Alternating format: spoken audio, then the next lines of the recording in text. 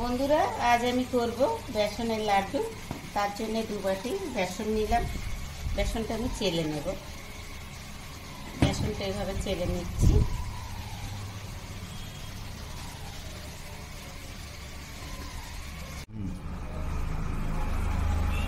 বন্ধুরা, অল্প পরিমাণ খাবার সোডা দিলাম।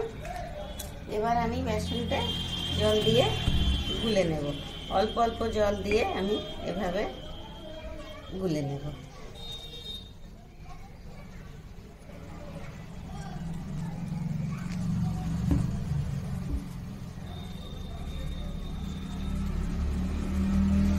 বন্ধুরা, আমার এই বেসনের গোলাটা খুব ঘন না, আবার খুব পাতলা না, ঠিক এইরকম দেখুন।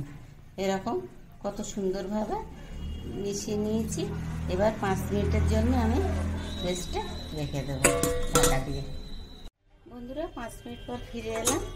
এবার আমি এগুলো, গ্যাসে তেল গরম হয়ে গেছে, এবার এগুলো ভেজে নেব। এভাবে একটা ছাঁচের উপর ছাঁকুনিতে দিয়ে আমি অল্প অল্প করে দেবো। আর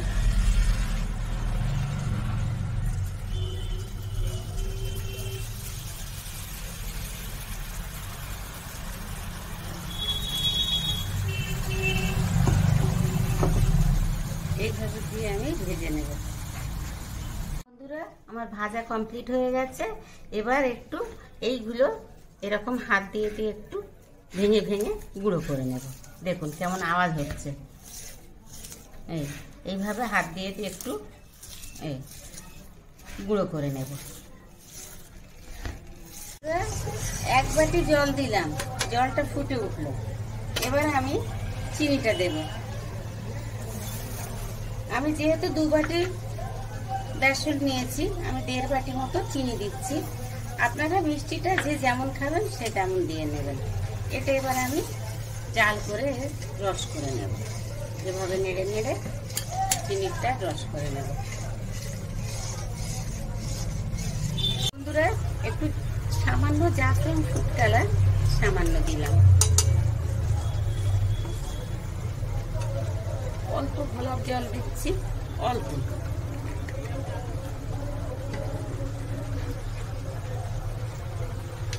এক চামচ ঘি দিয়ে দিচ্ছি।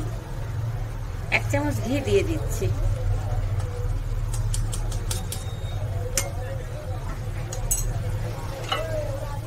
সামান্য দুধ দিচ্ছি।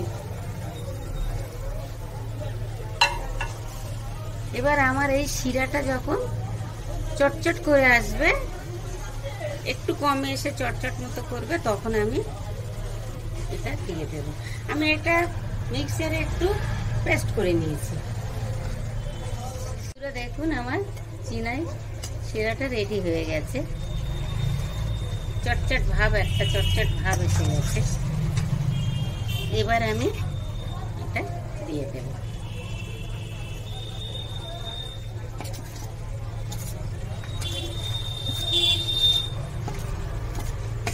বন্ধুরা, এভাবে নেড়ে নেড়ে সম্পূর্ণ শুকনো করে নিতে হবে। আমি উপর থেকে কাজু বাদাম কুচি দিলাম, কিছুটা চারমগজ দিয়ে এখন নাড়তে থাকবো যতক্ষণ না এটা শুকনো না হয়ে আসবে।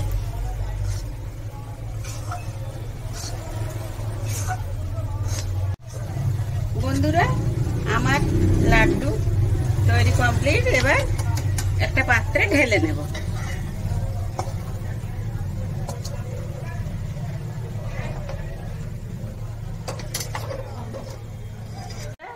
এইভাবে গরম, সামান্য গরম, এইভাবে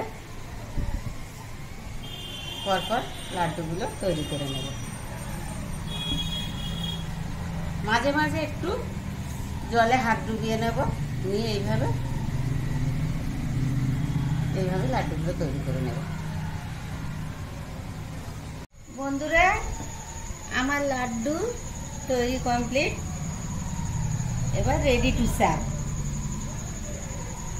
আমার এই রেসিপিটা যদি আপনাদের ভালো লেগে থাকে, আমার চ্যানেলটাকে সাবস্ক্রাইব করবেন, শেয়ার ও কমেন্ট করতে ভুলবেন না।